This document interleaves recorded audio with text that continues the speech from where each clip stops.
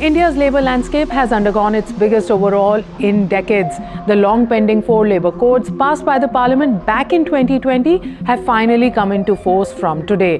Together, they replace or rationalize 29 existing labour laws, marking the start of a new labour law regime across the country.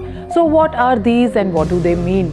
Well, the 4 codes, the Code on Wages, the Industrial Relations Code, the Code on Social Security, and the Occupational Safety, Health and Working Conditions Code.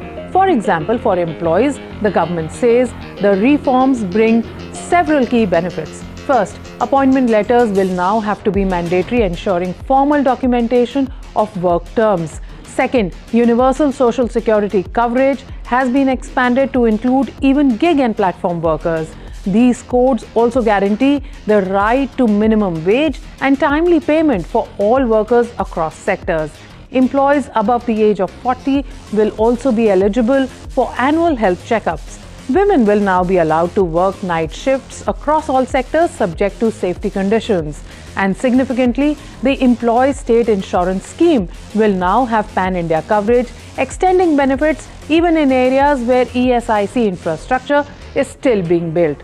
For gig workers, the new regime brings legal recognition for the first time. Aggregators such as ride-hailing, food delivery and e-commerce platforms will now be required to contribute 1 to 2% of their turnover to dedicated welfare funds aimed at improving social protection.